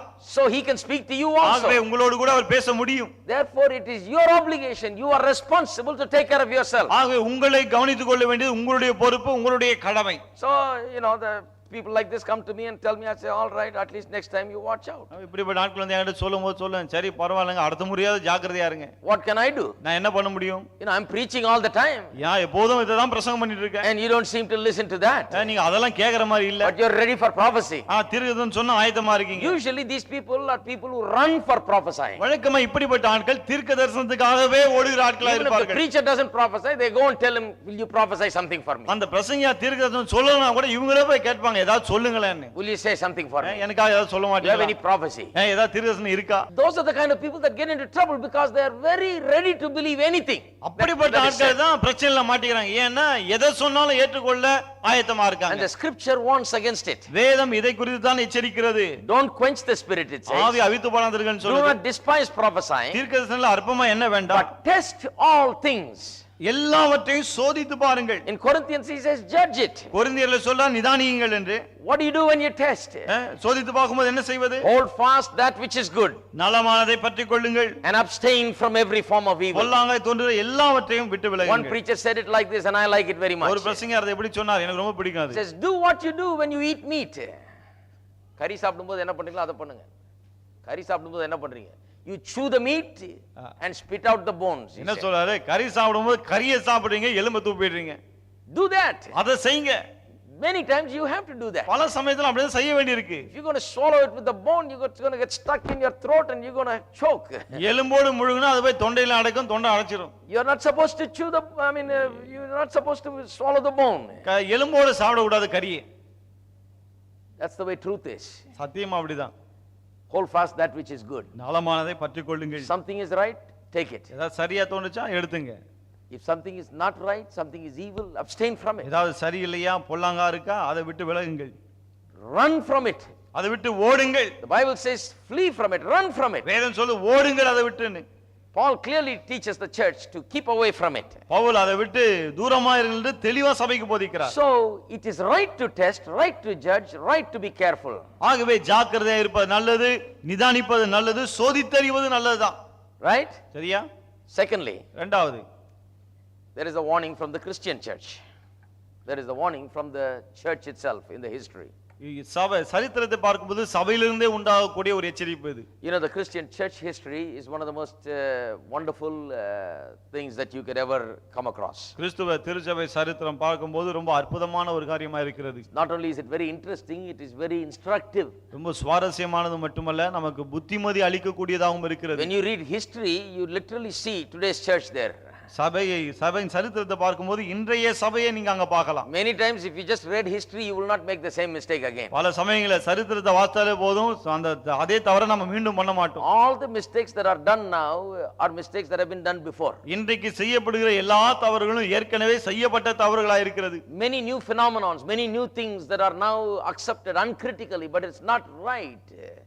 Were things that were done 25-30 years ago. இன்றைக்கு தவறா இருக்கிற, மக்கள் கொஞ்சம் கூட சிந்திக்காமல் ஏற்றுக்கொள்கிற பல காரியங்கள் எத்தனையோ நூற்றாண்டுகளுக்கு முன்பதாக ஏற்கனவே செய்யப்பட்ட தவறுகளாக இருக்கிறது. I went to some place in a country and they told me, come to this meeting, this is happening there. நான் ஒரு தேசத்துக்கு போயிருந்தேன், என்ன சொன்னாங்க, இந்த இடத்துக்கு இந்த கூட்டத்துக்கு வாங்க, அங்க இந்த விஷயம் இந்த காரியம் நடக்குது. God is doing something new that has never happened there. இதுவரை நடந்திராத ஒரு காரியத்தை தேவன் அங்கே நடப்பிக்கிறார். I said, what is it? நான் கேட்டேன் என்னது அதுன்னு. When they told me it was the same thing that I experienced when I was in Bible college, they did that. பாருங்க நான் அதை Some கேள்விப்பட்ட of the போது people did that. நான் பைபிள் காலேஜ்ல படிச்சப்போ சில ஆட்கள் செஞ்சாங்க அதே காரியம் தான் இப்ப அங்க நடக்குது. 25 years ago, they did the same thing. 25 வருஷத்துக்கு முன்னாடி இதே காரியத்தை அங்க பண்ணாங்க. These people don't know it. They think God is doing a new thing. இந்த ஆட்களுக்கு அது தெரியல தேவன் புதுசா செய்யறாரு யோசிச்சுட்டு It's the இருக்காங்க. same foolishness making the rounds again. அதே மதியினம் தான் இப்ப இன்னொரு ரவுண்ட் வருது அங்க. You know, some of these things that are wrong are like the fashions of the world. தவறாய் தோன்றுற சில காரியங்கள் இந்த உலகத்தினுடைய ஃபேஷன் மாதிரி இருக்கு. You remember when tight pants was the fashion? உங்களுக்கு ஞாபகம் இருக்கா டைட் பேண்ட் ஒரு ஃபேஷனா இருந்தது. It was there for about 10 years. 10 வருஷம் இருந்தது. Then all of a sudden everything was broad. திடீர்னு பார்த்தா எல்லாம் அகலமா தோணுது. Then everything was bell. அப்புறம் எல்லாமே பெல் சைஸ்ல வந்துச்சு. And again now it's coming back again. மறுபடியும் திரும்ப வருது எல்லாமே. Everything that comes it goes and everything that goes comes back. வந்ததெல்லாம் போகுது போனதெல்லாம் வருது. Same thing with haircuts. அதே மாதிரி தான் அந்த முடி வெட்டுறது கூட. Those days when we were teenagers they had the hair as long as they can. நான்லாம் வாலிப வயதுல இருந்தபோது எவ்வளவு நீளமா முடி வச்சுக்க முடியுமோ வச்சிட்டாங்க. They measured your how charming you are by the length of your hair. உங்களுடைய அழகையும் கம்பீரத்தையும் உங்களுடைய முடி எவ்வளவு நீளமா இருக்கோ அதை வச்சு தான் கணக்கு போட்டாங்க. For a man. ஒரு மனுஷனுக்கு long hair. நீண்ட முடி. And then now it's short hair. இப்போ வந்து குட்ட முடி ஆயிடுச்சு அது. Now people are having so short sometimes. இப்போ முடியை பார்த்தா இவ்வளவு சின்னதா இருக்கு. This is what some churches already told 30 years ago to do it, you know. சில சபைகளே இத தான் 30 வருஷத்துக்கு முன்னாடியே போச்சாங்க அப்படி தான் இருக்கணும். They were actually preaching about short hair. இந்த குட்ட முடியை பத்தி தான் பிரசங்கமே பண்ணாங்க. So the same fellows that had long hair now become saints by short hair. ஆகவே நீண்ட முடி வச்சிருந்த அதே ஆட்கள் இப்ப குட்ட முடி வச்சிருந்தால பரிசுத்தவான்கள் ஆயிட்டாங்க. Just fashion it's coming, you know. Fashion பாருங்க அப்படியே வந்துட்டே இருக்கு. But you talk to the 16-year-old kid about this long hair or short hair, he thinks it's something new. He thinks he's got the latest fashion, you know, on himself. பாருங்க 14 வயசு பையன் கிட்ட போய் இந்த நீண்ட முடியை பத்தி குட்ட முடியை பத்தி பேசினா அவனுக்கு ஏதோ நினைக்கிறான் அவனுக்கு லேட்டஸ்ட் ஃபேஷன் தான். You know, I looked at a belt a fellow was wearing the other day. அன்னைக்கு ஒருத்தன் போட்டிருந்த பெல்ட்ட பார்த்தேன் நான். I said I used to wear like that. நான் சொன்னேன் இந்த மாதிரி தான் நானும் முந்தி போட்டுட்டு இருந்தேன். He said, really? அவங்கிட்ட உண்மையாவா அப்படின்னு. Yeah, I used to have John just like that. நான் சொன்னேன் இதே மாதிரி தான் நானும் போட்டு இருந்தேன். He said when? I said back in the 60s. அவன் எப்போன்னு கேட்டா நான் சொன்ன 60 ஆண்டுகளிலே. I used to like it very much. எனக்கு அப்ப ரொம்ப பிடிக்காது. He said, oh, I thought this is new. அவன் சொன்னா இல்ல நான் புதுசா அது வந்திருக்கோன்னு யோசிச்சேன். The problem with you is you're too young, you don't know that far back. நான் சொன்னேன் நீ ரொம்ப வாலிபனா இருக்க அப்ப நடந்து உனக்கு ஒண்ணும் தெரியல. You think everything is new now. நீ நினைக்கிற இப்ப எல்லாம் புதுசா வந்திருக்கு. I can guarantee you that every fallacy of the church, just about everything that's going on that's wrong, has already done its rounds many years ago. இத உத்தரவாதமா சொல்லலாம். சபைக்கு சபையிலே இன்றைக்கு தவறாக கள்ளத்தனமா இருக்கிற சகல காரியங்களும் ஏற்கனவே முன்னரே வந்து போன காரியங்கள் தான். Already done. ஏற்கனவே நடந்து முடிஞ்சது. Already happened. ஏற்கனவே நடந்தவைகள் just coming back again. இப்போ இன்னொரு ரவுண்ட் வருது. It'll do one more round. இன்னொரு ரவுண்ட் வரும் அது. And it'll go back and it'll come back again after a while. Next generation. அடுத்த தலைமுறையில் இன்னொரு ரவுண்ட் வரும். That is the significance of church history. சபை சரித்திரத்துடைய முக்கியத்துவமே அதுதான். That's why we teach church history with great details in Bible college. ஆகவே தான் வேத கல்லூரியிலே சபை சரித்திரத்தை அவ்வளவு விவரமா போதிக்கிறோம். From the early church if you read you will see some of these foolishness. ஆதி திருச்சபையிலே பார்ப்போம் என்றால் இப்படிப்பட்ட சில மதியினங்களை நீங்கள் பார்க்கலாம். There was a good group of people called Montanists. Montanists என்று ஒரு நல்ல கூட்ட மக்கள் இருந்தாங்க. In the 2nd century. இரண்டாவது நூற்றாண்டிலே. They were people that were looking for spiritual advancement, spiritual life they wanted. இந்த ஆட்கள் ஆவிக்குரிய ஜீவியத்தில் ஒரு முன்னேற்றம் வேண்டும் என்று விரும்பியவர்கள். They desired spirituality. ஆவிக்குரிய காரியங்களை விரும்பினார்கள். They're good people. நல்ல ஆட்கள் தான். You know, and they saw the church was becoming more and more formal and dead. சபையானது செத்து போகிறதை சபையானது ஒன்றும் இல்லாமல் போகிறதை கண்டாங்க. They saw that the church is not like what it used to be before. முன்னே சபை எப்படி இருந்ததோ அது போல இல்லாமல் இருக்கிறதை கண்டார்கள். So they wanted to bring spiritual life. ஆகவே ஆவிக்குரிய ஜீவனை உள்ளே கொண்டு வர விரும்பினார்கள். And history says that because they went into it too far and too much into the extreme, they became actual heretics at one point. பிறகு சரித்திரம் என்ன சொல்லுகிறது? அவர்கள் இப்படிப்பட்ட ஆவிக்குரிய காரியங்களுக்குள்ள ரொம்ப ஆழமா கடைநிலைக்கு போனதனால பின்னாலே கள்ளப்போதகர்களாய் மாறி போனார்கள். They actually destroyed the church. They actually served to damage the church more. பார்க்க போனால் சபையை அழித்து நாசமாக்கினார்கள். அவர்களால் சபை அதிகமாய் பாதிக்கப்பட்டது. You see, trying to help the church, they did it. சபைக்கு உதவி செய்ய தான் அப்படி எல்லாம் செஞ்சாங்க. Good intentions, good people. நல்ல நோக்கம், நல்ல ஆட்கள். But because they went to an extreme, the church was damaged by them. கடை நிலைக்கு போனதனால இவர்களாலேயே சபை பாதிக்கப்பட்டது. And in the later centuries, பின்னால் வந்த நூற்றாண்டுகளிலே you will find that there was a lot of other things that was going wrong. இன்னும் நிறைய காரியங்கள் தவறாய் நடந்ததை நீங்கள் பார்க்கலாம். Among the Roman Catholic churches, you will find a lot of beliefs like that. Roman கத்தோலிக்க சபைகளில் இப்படிப்பட்ட பல நம்பிக்கைகளை நீங்கள் பார்க்கலாம். You know, they started believing that there was some relic somewhere that belonged to an apostle and that had some healing power and that had some miracle power and so on. அதாவது ஏதோ ஒரு அப்போஸ்தலன் அல்லது ஏதோ ஒரு பெரிய மகானுடைய எலும்பு துண்டு அல்லது சரீரத்தில் மற்ற காரியங்கள் அதன் மூலமா சுகம் கிடைக்கும், இது கிடைக்கும் நம்ப ஆரம்பிச்சாங்க. And people started flocking to it. மக்கள் அதை நோக்கி ஓட ஆரம்பிச்சாங்க. And they thought that it had miracle working power. அப்படிப்பட்ட காரியங்கள்ல அற்புதங்களை செய்யும் சக்தி இருக்குன்னு யோசித்தாங்க. It is not that these people didn't believe in miracles. அதாவது இந்த ஆட்கள் அற்புதங்களை நம்பாதவர்கள் என்று கிடையாது. They believed in miracles. அற்புதங்களை நம்பினார்கள். That's good. அது நல்லதுதான். But they went to another extreme that they believed everything about it. ஆனா இன்னொரு கட நிலைக்கு போயிட்டாங்க, அதை பற்றி எல்லாவற்றையும் நம்பினார்கள். Even in the Protestant church. Protestant திருச்சபையிலும் Even people like John Wesley, they say. John Wesley போன்ற ஆட்களும் அவர் குறித்து என்ன சொல்றாங்க? At one time he was almost deceived by a group of people called the French prophets. ஒரு குறிப்பிட்ட கட்டத்துல French prophets என்று அழைக்கப்படுகிற ஒரு கூட்டத்தினால இவர் ஏறக்குறைய வஞ்சிக்கப்பட்டார் என்றாங்க. John Wesley was a greatly educated, brilliant man. John Wesley ரொம்ப படிச்சவர், ரொம்ப புத்திசாலி. Very intellectual person. அந்த அளவுக்கு அறிவாளி அவர். And God touched him and saved him. தேவன் அவரை தொட்டார், ரட்சித்தார். And there was a great renewal in his days. அவருடைய நாட்களிலே மிகப்பெரிய ஒரு எழுப்புதல் உண்டானது. There was a great big revival. ஒரு மிகப்பெரிய எழுப்புதலை உண்டாயிற்று. God used him mightily. தேவன் வல்லமையாக அவரை பயன்படுத்தினார். During that time he came into contact with a group of people called French prophets. அவருடைய நாட்களிலே பிரெஞ்சு ப்ராஃபட்ஸ் என்று அழைக்கப்பட்ட ஒரு கூட்டத்தோடு அவருக்கு சம்பந்தம் ஏற்பட்டது. John Wesley was so hungry for God and the things of God. John Wesley தேவன் மீது, தேவனுடைய காரியங்கள் மீது அவ்வளவு பசியோடு இருந்தார். He thought maybe his intellectual attitude towards everything was a hindrance to his spiritual life. So he opened up to receive everything that came along. அவர் என்ன யோசித்தார்? நான் இவ்வளவு பெரிய அறிவாளியா இருக்கிறதுனாலே ஆவிக்குரிய காரியங்களுக்கு இது ஒருவேளை தடையா இருக்கிறது என்று எண்ணி ஆவிக்குரிய காரியங்களுக்கு கொஞ்சம் கூட தடையே இல்லாமல் எல்லாவற்றையும் ஏற்றுக்கொள்ள ஆரம்பித்தார். He said, well, I shouldn't use my mind so much, I shouldn't think so much, I should just receive it. God is working, His Spirit is moving. என்ன சொல்லிவிட்டார்? நான் என் மனதை வச்சு யோசிக்க கூடாது, பகுத்தறிவோடு சிந்திக்க கூடாது, தேவன் செயல்படுகிற எல்லாவற்றையும் அப்படியே ஏற்றுக்கொள்ளணும். But then he woke up. அப்புறம் தான் கொஞ்சம் விழித்து கொள்ள Before he ஆரம்பித்தார். was deceived, he woke up. வஞ்சிக்கப்படுறதுக்கு முன்னால விழிச்சிட்டார். And he realized that a lot of these things that these people said and did was wrong and it was damaging. இந்த ஆட்கள் சொன்ன நிறைய காரியங்கள் பாதிப்பு ஏற்படுத்தக்கூடிய காரியங்கள் தவறானவை என்பதை அவர் உணர்ந்து கொண்டார். And he got delivered from that. He just came out of that. அதுல இருந்து வெளியே வந்து தப்பிச்சிட்டார். And he began to use his mind a little bit. பிறகு தன்னுடைய மனதை கொஞ்சம் அதிகமா பயன்படுத்த ஆரம்பிச்சார். And he began to use the knowledge of God's word. தேவனுடைய வசனத்தின் அந்த அறிவை பயன்படுத்த ஆரம்பித்தார். The renewed mind is a wonderful thing. புதுப்பிக்கப்பட்ட மனம் அற்புதமான ஒன்று. You see, only unrenewed mind is a hindrance. புதுப்பிக்கப்படாத மனம் தான் தடையானதா இருக்கிறது. But if your mind is well taught in the word of God, you must use it. ஆனா உடைய மனம் தேவனுடைய வார்த்தையிலே நன்றாய் போதிக்கப்பட்டிருக்கும் என்றால் அதை பயன்படுத்த வேண்டும். Don't think very lightly about the mind. மனதை லேசாய் எண்ணிவிட வேண்டாம். No. வேண்டாம். Mind is a wonderful thing. மனம் அற்புதமான ஒன்று. And God's truth fills your mind and your mind is renewed by God's word, then believe it. Your mind will tell you the right thing. தேவனுடைய வார்த்தையினால் மனம் நிரம்பி இருக்கும் என்றால், தேவனுடைய வார்த்தையினால் புதுப்பிக்கப்பட்டு இருக்கும் என்று சொன்னால் பிறகு நீங்கள் அதை நம்பி செயல்படலாம். That's why Paul says be transformed by the renewing of your mind. ஆகவே தான் பவுல் சொல்கிறார், உங்கள் மனம் புதிதாகிறதுனாலே மறுரூபமாகுங்கள். That's why it's important to put the word and make the mind, a word trained mind, strong in the word. ஆகவே தான் மனதிலே வசனத்தை போட்டு மனதை வசனத்தினாலே புதுப்பிக்கப்பட்ட உறுதியான மனமாய் மாற்ற வேண்டும். We've had many instances in the Protestant church like that. Protestant திருச்சபையிலே இப்படிப்பட்ட பல சம்பவங்கள் இருக்கிறது. You know, there was a man named Irving who began a movement called Irvingism. Erving என்று ஒரு ஆள் இருந்தார். அவர் எர்விங்கிசம் என்று ஒரு இயக்கத்தை ஆரம்பித்தார். And he went into a lot of foolishness in his time. அவருடைய நாட்களிலே பல மதியீனமான காரியங்களை செய்ய ஆரம்பித்தார். Some of those things are repeated today. அந்த காரியங்கள் இன்றைக்கும் சிலது திரும்ப நடைபெறுகிறது. History talks about Irvingism and they're false and they're wrong.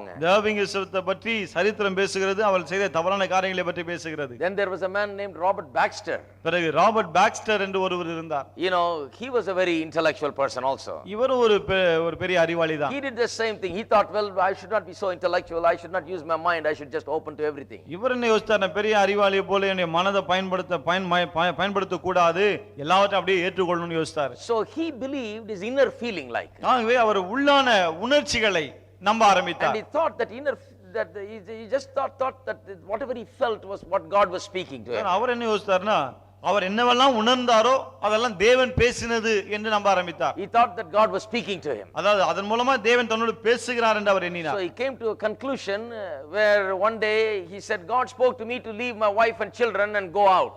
ஆக ஒரு நாள் திடீர்னு என்ன சொன்னாரு, என் மனைவி பிள்ளைங்க எல்லாம் விட்டுட்டு போய்டும்படி தேவன் சொன்னார். Somebody said, well, you better tell them and talk to them and get them ready and then go out. யாரோ சொன்னாங்க, சரிங்க அவங்க கிட்ட பேசுங்க, எல்லாத்தையும் ஆயத்தம் பண்ணுங்க, அதுக்கு அப்புறம் போங்க அப்படினாங்க. He said, God told me not to tell them, simply walk out. அவர் என்ன சொன்னா, இல்ல அவங்க கிட்ட சொல்ல கூடாது, அப்படியே வெளிய போய்டணும் ஆண்டவர் சொல்லிட்டார். He did a lot of this kind of foolishness. இந்த மாதிரி முட்டாள்தனமா நிறைய செஞ்சாரு. But then later on in life he woke up. பிற்பாடு தான் வாழ்க்கையில அவருக்கு புத்தி வந்தது. He came to his senses. அவருக்கு புத்தி தெளிந்தது. Then actually wrote a book where he narrated these things that happened to him. பிறகு ஒரு புத்தகத்தை எழுதி அவருக்கு நடந்த இந்த காரியங்களை எல்லாம் அதுல விளக்குகிறார். Showing how wrong it was. அது எவ்வளவு பெரிய தவறு என்பதை இங்க சொல்லுகிறார். And if he had just used his mind and if it was trained his mind with the word of God, he could have never done such a thing. தேவனுடைய வார்த்தை கொண்டு மனதை பழக்குவித்து இருந்தால் அவர் சிந்தித்து இருக்க முடியும், அப்படிப்பட்ட காரியத்தை செய்யாமல் இருந்திருக்க முடியும். God will never speak to you to do something that is contrary to God's word. தேவன் தம்முடைய வார்த்தைக்கு முரண்பாடாய் இருக்கிற ஒரு காரியத்தை செய்யும்படி உங்களுடன் பேசி சொல்ல மாட்டார். God's word says that if a man does not take care of his own, he is worse than an infidel.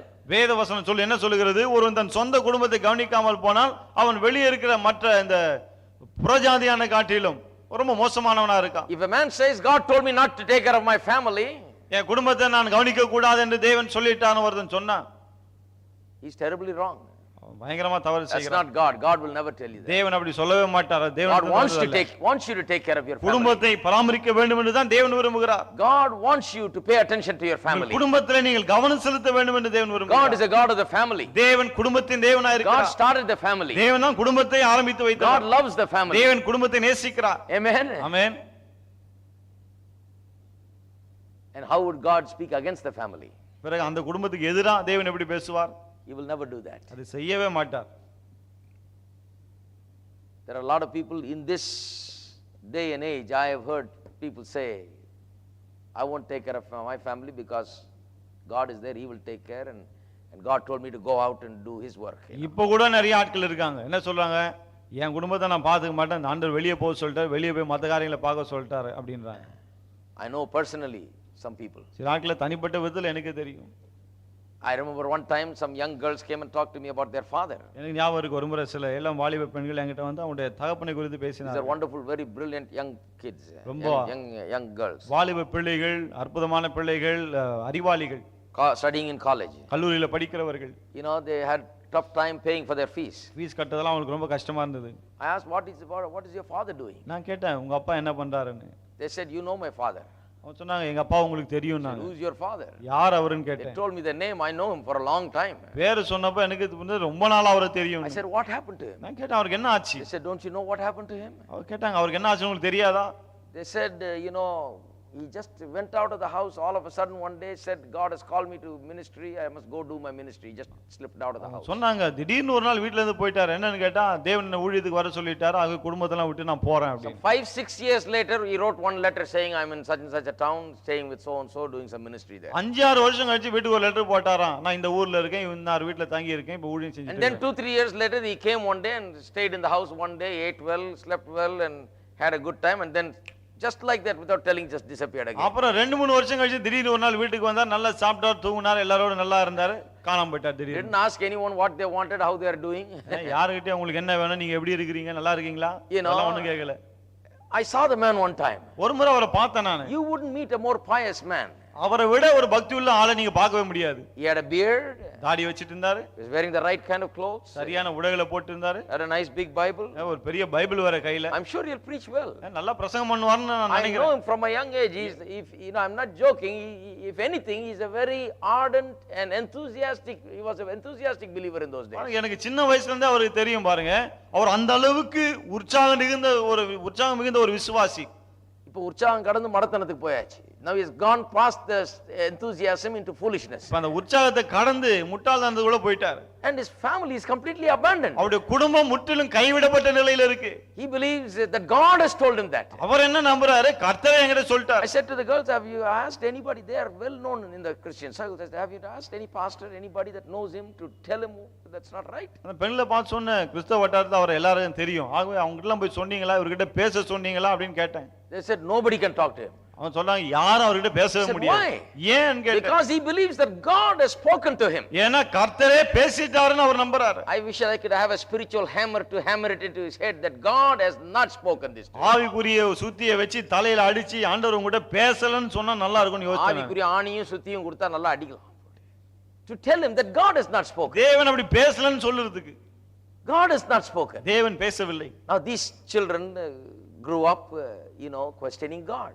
இந்த பிள்ளைகள் தேவனை கேள்வி கேட்டு வளர ஆரம்பிச்சாங்க. Why has God spoken to my father to go out of the family? ஏன் தேவன் குடும்பத்தை விட்டு போய்டு எங்க அப்பா கிட்ட பேசினார்? If God wants someone for ministry, this is what God does. தேவன் யாரையாவது ஊழியத்துக்கு அழைக்கணும்னு நினைச்சா இப்படி தான் செய்றாரு. How can children love a God who does things like that? இப்படிப்பட்ட காரியங்களை செய்கிற தேவனை பிள்ளைகள் எப்படி அன்பு கூற முடியும்? You ask those kids, you want to do ministry? அந்த பிள்ளைகளை கேளுங்க, நீங்க ஊழியம் செய்ய விரும்புறீங்களா? They'll say, not even as a last resort, I don't want to do ministry. கடைசி காரியமா கூட ஊழியத்தை செய்ய மாட்டேன்வாங்க. You know, I used to think when I was young that ministry was some kind of a punishment. நான் கூட யோசிக்கிறது உண்டு சின்ன வயசுல ஊழியனா அது ஒரு பெரிய தண்டனை அப்படின்னு. If God wants to punish you, he will give you ministry. ஆண்டவர் உங்களை தண்டிக்க விரும்பினா உங்களுக்கு ஊழியத்தை கொடுப்பார். Because what is ministry? ஏன்னா ஊழியம் என்ன? You know, you just have to leave everything and you can't have anything. You just go and be like a samyar. எல்லாத்தையும் விட்டுறணும், ஒண்ணும் இருக்காது. அப்புறம் ஒரு சாமியார போல வாழணும், அதான் ஊழியம். Just go here and there, just go around and just just be like that. சும்மா இங்கேயும் அங்கேயும் சுத்தி அலைஞ்சிட்டு சும்மா அப்படியே காலம் தள்ளணும். And on top of that, if you became a pastor, அதுக்கும் மேல நீங்க pastor ஆயிட்டீங்கன்னா that is like a death sentence. அது வந்து மரண தண்டனை மாதிரி அது. That is worse. அது இதோட மோசம். Ministry is life sentence and pastor is death sentence. ஊழியம்னா அது ஆயுள் தண்டனை, பாஸ்டர்னா மரண தண்டனை. You are dead. செத்து போயிட்டீங்க அவ்வளவுதான். Pastor is where you are there standing in the middle and everybody surrounds you. தர்மடி என்பாங்களே, everybody surrounds you and beats you up. நானே பாஸ்டர்னா தர்மடி வாங்குறவர். That's what I used to think. அப்படிதான் நான் யோசிக்கிறது. That's what I saw most of the time. ஏன்னா अनेक நேரத்துல அத தான் பார்த்தேன். These men and women were claiming that God spoke this, God spoke that. They were most irresponsible in many ways. இந்த ஆட்கள் தேவன் பேசினா தேவன் சொன்னான்னு சொல்லுவாங்க, ஆனா பல விதங்கள பார்த்தா பொறுப்பே இல்லாம இருப்பாங்க. Only when I started studying the Bible I came to know that God doesn't speak like that. வேதத்தை படிக்க ஆரம்பித்த பிறகு தான் என்ன அறிந்து கொண்டேன், தேவன் அப்படி எல்லாம் பேசுவதில்லை. God is the God of the family. தேவன் குடும்பத்தின் தேவன். God wants to take care of your children. தேவன் உங்கள் பிள்ளைகளை கவனித்துக் கொள்ள விரும்புகிறார். God wants you to do what is right. எது சரியோ அதை நீங்கள் செய்ய வேண்டும் என்று அவர் விரும்புகிறார். The Bible says if you can't take care of your children, how are you going to take care of the children of God in the church? சொல்லப்போனால் வேதம் என்ன சொல்லுது, உங்கள் சொந்த பிள்ளைகளை உங்களால் நடத்த முடியாவிட்டால் சபையில் இருக்கிற பிள்ளைகளை எப்படி நடத்துவீர்கள்? You can't feed them and take care of them, be good to them and guide them. How are you going to guide all these people? அவர்களுக்கு நல்லவனாய் இருந்து அவர்களை போஷித்து அவங்களை கவனித்து பராமரிக்க முடியாவிட்டால் மற்ற மக்களை எப்படி நீங்கள் கவனித்துக் கொள்வீர்கள்? That's why the Bible says that people in ministry must have a wife and children and all of these things and experience this family life and do those responsibilities right so that they can do the spiritual responsibilities right also. ஆகவே தான் சபையை வைத்து நடத்துகிறவர்கள் அவங்களுக்குன்னு ஒரு குடும்பம் இருக்கணும், பிள்ளைகள் இருக்கணும், குடும்பத்தை அவங்க ஒழுங்கா கவனிச்சு ஒழுங்கா வெச்சுக்கணும்.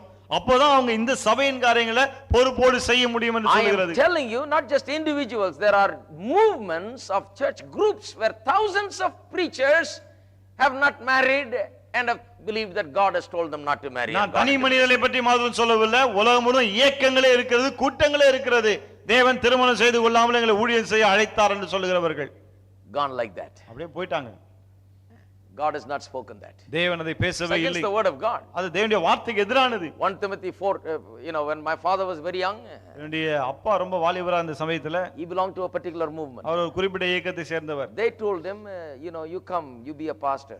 அவங்க என்ன சொன்னாங்க, நீங்க வாங்க போதகரா இருங்க, but you should not marry. ஆனா கல்யாணம் பண்ணி கூடாது. So my father, being a very ardent believer, ஆனா எங்க அப்பா ரொம்ப இதெல்லாம் தீவிர நம்பிக்கையுடைய விசுவாசி. In his college days he will come from college not straight to the house, he will go to the church, sweep the church, put the mats and pray there and wash all the clothes for the preachers and do all those things and then only come home. கல்லூரியில படுக்கும்போது college முடிச்சு நேரா வீட்டுக்கு வர மாட்டார். அவங்க சபைக்கு போயிட்டு அந்த தரையெல்லாம் பெருக்கி சுத்தம் பண்ணிட்டு அந்த ஊழியக்காரருடைய துணிமணி எல்லாம் துவைச்சிட்டு எல்லா வேலையும் செஞ்சுட்டு அப்புறம் தான் வீட்டுக்கே வருவார். He was so, devoted to the church. அந்த அளவுக்கு சபை மேல அவருக்கு ஒரு பக்தி. And when they opened the Bible and mentioned one verse, he was the first person to read it. பைபிளை வசந்த வாசிங்கன்னு சொன்னா இவர்தான் முதல் ஆளா வாசிப்பார். He was the best translator there. அது மட்டுமல்ல சிறந்த மொழிபெயர்ப்பாளரும் கூட. Very ardent, very very into it. அந்த அளவுக்கு தீவிரமா இருந்தார் இதெல்லாம். They said you come into ministry. அவங்க என்ன சொன்னாங்க, நீங்க ஊழியத்துக்கு வாங்க. So he said, all right, I'm ready not to marry. I'll give myself to God. I'll come. சரி, ஆண்டவருக்கு நான் அர்ப்பணிக்கிறேன், கல்யாணம் பண்ண மாட்டேன், வந்துறேன்னாரு. He came home and told his mother. வீட்டுக்கு வந்து அம்மா கிட்ட சொன்னாரு. She got mad, she knew the Bible. அவங்களுக்கு பைபிள் தெரியும், அவங்க பயங்கர கோவம் வந்துருச்சு. That one point she knew very well. அந்த ஒரு விஷயம் அவங்களுக்கு ரொம்ப நல்லா புரிஞ்சிச்சு பாருங்க. So the two big pastors came home. அவங்க அந்த ரெண்டு பெரிய பாஸ்டர்ங்க வீட்டுக்கு வந்தாங்க. On visiting.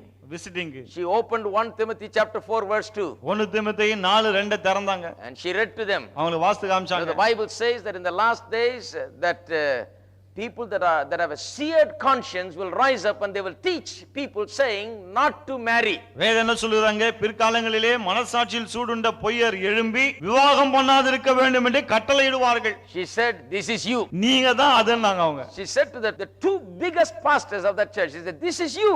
அந்த சபையினர் ரெண்டு பெரிய போதல பார்த்து நீங்க தான் இதுன்னாங்க. And she also quoted another verse where it is said that they will go across the sea and make disciples and make them worse than they are. அதாவது இன்னொரு வசனம் இருக்கு இல்லையா, கடல் கடந்து கடல் மார்க்கமா போயிட்டு அங்க இருக்கவங்க கெடுத்து நாசம் பண்ண பாப்பாங்கன்னு. இவர்களை விட மோசமானவர்கள் அவர்கள் ஆக்குவாங்க கன்வெர்ட் பண்ணி சொல்லி. அது நீங்க தான் கடல் கடந்து வந்து தான் பண்றீங்க. That's how my father escaped. அப்படிதான் எங்க அப்பா தப்பிச்சார். He married and he had 9 children. I am the first one. திருமணமாகி 9 பிள்ளைங்க, அதுல முதல் நான் தான். So now you know what he believes. இப்ப தெரியும் உங்களுக்கு அவர் எதை நம்புறாருன்னு. Now he is preaching saying have many children. இப்ப அவர் என்ன பிரசங்கம், நிறைய பிள்ளைகளை பெத்துங்க. Exact opposite he is preaching. நேர் எதிரா பிரசங்கம் பண்றாரு. Thank God he got delivered. அவர் விடுதலை ஆனாரு, அதுவே கர்த்தருக்கு ஸ்தோத்திரம். What a blessing it is. என்ன ஒரு ஆசீர்வாதம் பாருங்க. He would have been ruined there. அவர் அங்க போய் தான் நாசமா போயிருப்பார். Terrible. People are teaching this. மக்கள் போதிக்கறாங்க பாருங்க. From that same group, one man literally at his age 65, he cried to me, said, these people have ruined my life. If I had married, I'd have someone with me today. I'm so lonely. I have nothing in this world. அதே கூட்டத்தை சேர்ந்த ஒருவர் 65 வயசுல கதறுகிறார், குமுறுகிறார். என்ன கெடுத்து நாசமாக்குனாங்க, என்ன இன்னைக்கு இந்த வயசுல தன்னந்தனியே யாரும் இல்லாம அனாதைய போல இருக்க நான். I am talking about thousands of these people like this. இப்படிப்பட்ட ஆயிரக்கணக்கான மக்களை குறித்து நான் பேசுகிறேன். They all say God told. எல்லாம் என்ன சொன்னாங்க, கர்த்தர் தான் சொன்னார். You know how they come into ministry? எப்படி ஊழியத்துக்கு வராங்க தெரியுமா? They go to the fasting and prayer. உபவாச ஜெபத்துக்கு போவாங்க. While you are praying, நீங்க ஜெபம் பண்ணிட்டு all of a sudden the preacher will come and lay hands on you. திடீர்னு பிரசங்கியார் வந்து உங்க தலை மேல கையை வைப்பார். You are called to ministry. நீங்க ஊழியத்துக்கு அழைக்கப்படுறீங்க. And you can't go home. அப்புறம் நீங்க வீட்டுக்கே போக You முடியாது. have to call the parents and say I'm called to ministry, I'm staying here. நீங்க உங்க பேரண்ட்ஸ் பெற்றோரை கூப்பிட்டு நான் ஊழியத்துக்கு அழைக்கப்பட்டேன், இனிமேல் நான் இங்க தான் இருக்க போறேன்னு சொல்லிடணும். Because the God has revealed to the pastor. ஏன்னா தேவன் அதை பாஸ்டருக்கு வெளிப்படுத்திட்டார். He doesn't reveal to you. உங்களுக்கு வெளிப்படுத்த மாட்டார். Pastor is God's agent. Pastor தான் ஆண்டவருடைய agent. So pastor doesn't say you pray and you think and you decide. He says this is it. நீங்க ஜெபம் பண்ணுங்க, யோசிங்க, சிந்திங்க, முடிவெடுங்க, அதெல்லாம் சொல்ல மாட்டார் பாஸ்டர். இவ்வளவுதான் வா. My grandmother said, எங்க பாட்டி சொன்னாங்க, how dare you tell my son not to marry? என் மகனை பார்த்து கல்யாணம் பண்ணான்னு சொல்றது உங்களுக்கு எவ்வளவு தைரியம் இருக்கும்? Should you not have come and talked to me? என்கிட்ட நீ வந்து பேசியிருக்கணுமே. What does he know? அவனுக்கு என்ன தெரியும்? How do you teach him like that? எப்படி நீ அவன் போதிக்கலாம் அப்படி? She was right. அவங்க சொன்னது சரிதான். See, God never speaks like that. தேவன் அப்படி பேசுவதே கிடையாது. Normally it is God's will that every person gets married and goes on with his life. வழக்கமா தேவனுடைய சித்தம் என்ன? எல்லாம் திருமணம் பண்ணிக்கணும், வாழ்க்கையை ஒழுங்கா நடத்தணும். Very rarely, if anything, a man may be called to be alone. மிக அரிதாகத்தான் திருமணம் ஆகாமல் ஊழியம் செய்யும்படி ஒரு அழைக்கப்படுகிறார். But that person must know very surely. ஆனா அது கூட அந்த ஆளுக்கு ரொம்ப நல்லா தெரியணும், நிச்சயமா தெரியணும். You must ask 2-3 times and find out if it's ரெண்டு மூணு முறை கேட்டு அதானான்னு தெரிஞ்சுக்கணும் அவரு. If you think you are called, you better have double check, triple check and 10 checks. இப்படிதான் ஆண்டவர் அழைச்சிருக்காருன்னு உங்களுக்கு தோணுச்சுன்னா 2 3 4 கூட இல்ல 10 முறை கேட்டு தெரிஞ்சுக்கங்க. That is unusual. ஏன்னா அது வழக்கத்துக்கு மாறான ஒன்று. Usual is you simply get married. வழக்கமான ஒண்ணு என்னன்னா கல்யாணம் பண்ணிக்கணும். And do whatever you want to do, ministry, whatever God calls you to do. என்ன பண்றீங்களோ ஊழியமோ அல்ல தேவன் எதை செய்ய சொல்றாரோ அதை செய்யுங்க. History is full of this. சரித்திரத்துல பாக்கும்போது இதெல்லாம் நிறைய இருக்கு. I don't have the time, I'll close now. நேரம் இல்ல, முடிக்கிறேன். But I'll tell you. நான் இத சொல்றேன் பாருங்க. That same group got a hold of me in America when I was studying. இதே கூட்டம் அமெரிக்காலாம் படிச்சப்ப என்கிட்ட வந்தாங்க. They cross seas, go everywhere. அவங்க கடல் கடந்து எல்லா இடத்துக்கு போறவங்க. One time we were going from Washington DC to New York, about 4 hours drive. ஒரு முறை வாஷிங்டன் டிசில இருந்து நியூயார்க் போறோம். ஏறக்குறைய 4 மணி நேரம் பிரயாணம். 4 hours that man bombarded me with the teaching that I must not marry and get into ministry with him there. 4 மணி நேரம் அந்த ஆளு நான் திருமணம் செய்து கொள்ள கூடாது, அங்கேயே அவங்க கிட்ட ஊழியத்துக்கு வரணும்னு வச்சு இன்னொன்னமோ சொல்லி பார்த்தார். 4 hours. 4 மணி நேரம். And I was 21 years old. அப்ப எனக்கு 21 வயசு தான். But I was ready for him. I didn't know so much of the Bible.